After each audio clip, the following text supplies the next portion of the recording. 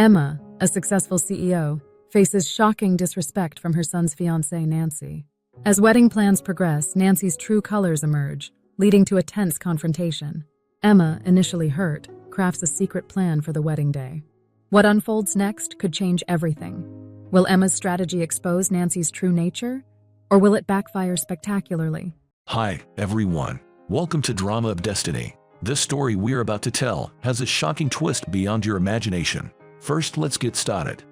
I'm sorry, but could you and Phil not come to the wedding or the new house? You ruin the atmosphere. If you don't like it, I'll get a divorce. With a disdainful look, that's what my daughter-in-law said.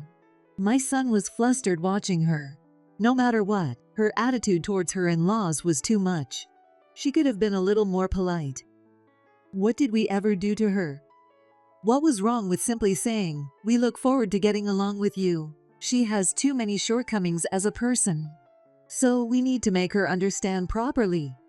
My name is Emma, a 55-year-old housewife. While working, I support the household by doing chores. My husband and I have a son. His name is Liam. A few years ago, he left the nest and now works for a top-tier company. After many years of raising our child, my husband, who retired a little earlier, and I were enjoying a relaxed life together. In our new life as a couple done with child-rearing, we reminisce about our youth and sometimes feel the loneliness of not having our son around, but it's also a refreshing change. We were thoroughly enjoying our current life and confident we would continue to do so. Then, we received some happy news. Liam had found someone he wanted to marry. She was a colleague from his company, and they had been dating for several years.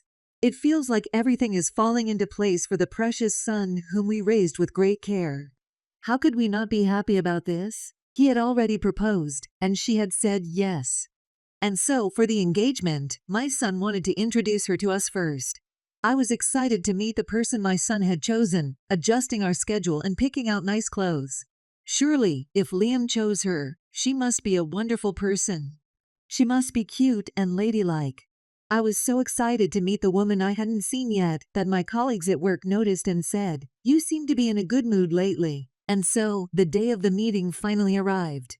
We waited in a private room of a restaurant that we made reservations for, and in came my son with a young, adorable woman.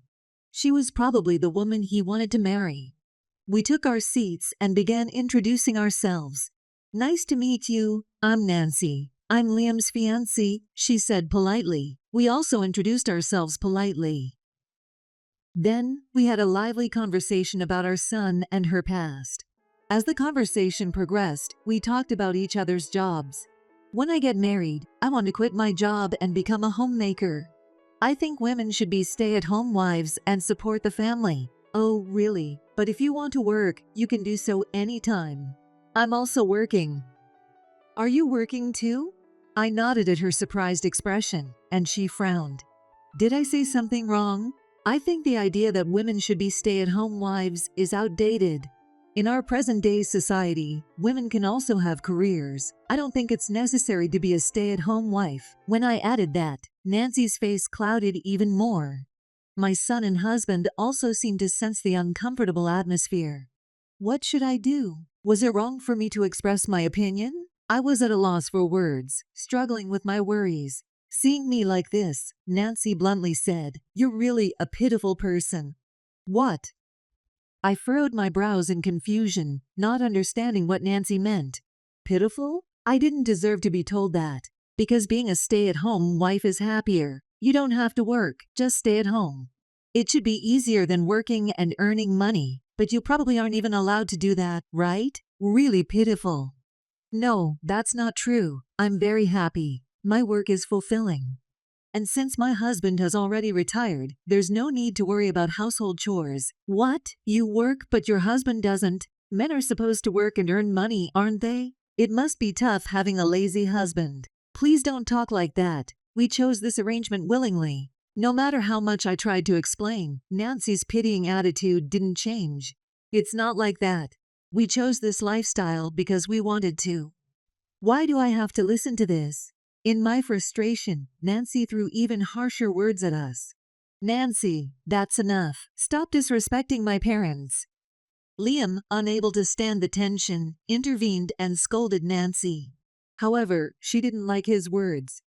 "Why can't you understand what I'm saying? I just said your mother is pitiful because I felt sorry for her. What's wrong with that? She is pitiful." The two of them started arguing in front of me. It's my fault. It's because I said something unnecessary. Caught up in my self-reproach, I watched them. "I never thought you were that kind of woman. Saying such things to my mother is unforgivable. The engagement is off." Their argument escalated, and when Liam said that, Nancy was shocked. "What?" she said. "Wait a minute. I've already told my parents and friends about the engagement. This is going to be a problem. Please think again about what you said." Apparently, despite not being officially engaged, Nancy had already told her parents and friends. With a cold sweat and a strained expression, she clung to Liam, saying, "I really love you. I want to be with you." Her behavior was honestly nauseating. But this was too cruel. Besides, despite getting along so well until now, it wasn't good to ruin their future over a spontaneous outburst. There might be a chance for her to change, and maybe she just got too heated. Making a decision in a moment of anger without considering these possibilities would greatly impact my son's future. "Liam, why don't you forgive her? She's already apologizing. I don't mind. I'm sure your father feels the same." "Right?" When I asked my husband. "Yes," he nodded. Seeming to read my mind, he continued, "You know Nancy's strengths that we don't know about. Isn't it a bit hasty to cancel the engagement all of a sudden, ignoring all of that?" Nodding at my husband's words, my son said, "That's true." In the end, Nancy said, "I'm very sorry," sincerely apologizing to us.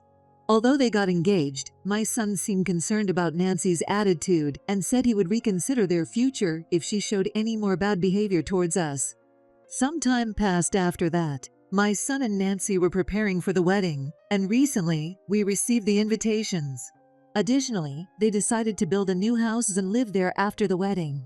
Though still under construction, my son frequently invited us to see the site. Even though it was still being built, it was clear it would be a fine house. The contractors was excellent, and I felt proud of my son. Recently, my son invited my husband and I over to see the construction site of their new house. My husband particularly liked the new house, saying, "This is a nice house," and expressing admiration every time he saw it. Seeing this, my son was delighted, happily showing the design to my husband and explaining, "This part will be like this." Was a heartwarming sight. Later, we decided to go for some tea, and my husband, son, Nancy, and I went to a cafe nearby.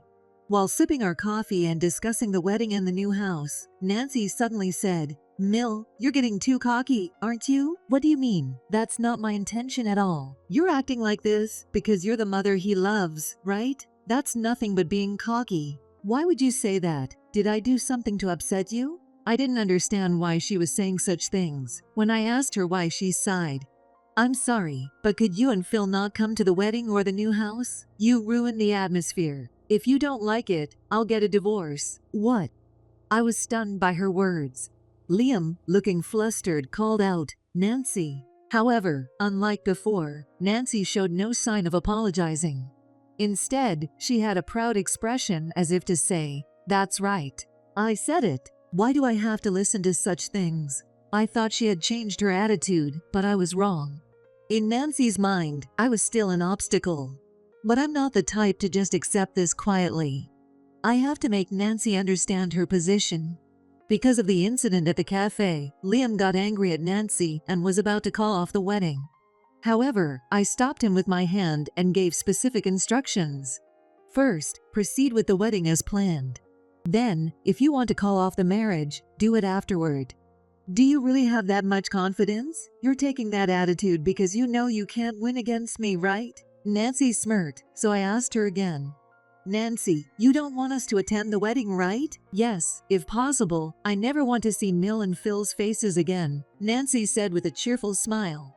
I asked her once more, "Are you sure? You'll regret it." "There's no way I'll regret it. I'll be happy to have the wedding without anyone interfering." Nodding at Nancy's words, I said, "All right." Liam had asked me, "Please attend the wedding," but since Nancy said this, it was better to stay away. However, when I whispered to my anxious son, "I have a plan," He immediately understood and changed his expression. I'm not the type to just accept this quietly. In fact, I'm the type who needs to get thorough revenge, something my son and husband know well. Seeing our interaction, Nancy asked anxiously, "Is something going on?" But I brushed it off with, "Nothing. We won't attend the wedding. We also won't visit your new houses ever. Rest assured." Smiling as I said that, Nancy also smiled. That's a relief. In her mind, she was probably picturing a happy wedding. Who's going to fulfill such an ideal? After all this, thinking one wouldn't be sabotaged is like living in a dream world. Suppressing the urge to laugh, preparations for the wedding day continued. A few months later, the wedding day finally arrived. As we had said, we didn't go to the venue. As we leisurely spent time at home, my phone rang. As expected, it was Nancy. "Mill, come to the venue immediately. Hurry," Nancy said urgently. Suppressing my laughter, I asked, "What's wrong?" Nancy then started explaining what happened at the wedding venue. Excited about the wedding, Nancy had entered the venue. While greeting each guest, Nancy was repeatedly asked, "Where is Emma?" Each time she replied, "She's busy," but the guests would respond with disappointment. It was as if they were disappointed that I wasn't there. At first, Nancy endured it, but the repeated questions became a huge source of stress. When she greeted a friend, they also asked, "Is Emma not here?" Reaching her limit, Nancy broke a wine glass and yelled, "Why isn't anyone paying attention to me, the bride?" In her frustration, she even insulted me, saying, "What's so great about that woman?" This caused the atmosphere at the venue to sour. Speculation began to spread that Nancy had intentionally kept me from attending. At that point, the atmosphere of the wedding was at its worst. Although she was supposed to be the star of the event, Nancy was given cold looks and whispered about as she passed by. It was incredibly uncomfortable. "Come to the venue right now and fix this awkward atmosphere. It's your fault," Nancy demanded angrily, blaming me. Who would want to go after being spoken to like that? If you need a favor, shouldn't you ask politely, like you did back then? Why should I be polite to someone like you? Just come quickly. The ceremony will be over soon. You expect me to return to that atmosphere? I'm the bride today. The situation at the venue must have become unbearable for her. No matter what I said, all Nancy could say was "come quickly," which made me chuckle. Indeed, being treated like a spectacle at one's own wedding is quite harsh. Feeling sorry for her, when we promised to come, she sighed in relief. My husband and I changed into our best clothes and headed to the venue listed on the invitation. Our son had chosen a lovely place. The interior was comfortable, neither too lavish nor too plain.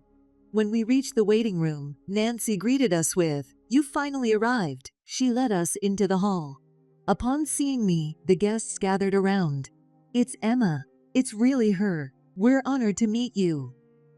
We thought we wouldn't get to see you today." Seeing the guests' joy at my arrival, Nancy looked displeased.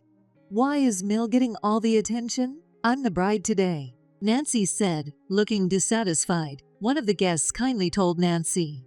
Upon hearing that, Nancy froze as if she were stunned. There was a reason I was so well regarded. Actually, I am the CEO of a major international company. Nancy didn't know, but I had been interviewed on TV and in magazines several times, making me somewhat famous in the country. Most of the guests at the wedding were excited, not just for Nancy, but for the chance to see the famous Emma.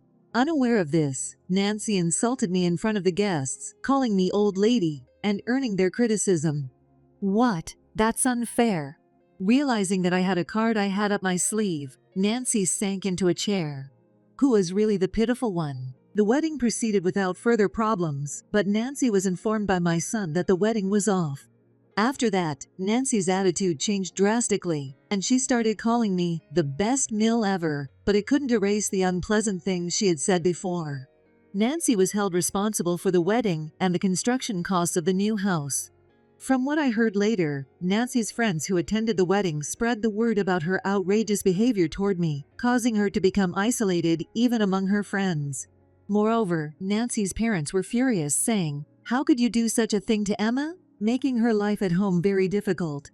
On the other hand, as for me, I am steadily preparing for the handover since I am approaching retirement age. My son, who has been studying various things while working for a top-tier company, will naturally be my successor. My family and my employees are my precious companions. That's why I want to protect them as best I can. Thank you for watching the video until the end. If you enjoyed the story, please give it a like. If you're interested in other stories, please subscribe to the channel. I'll see you in the next video. Thank you very much.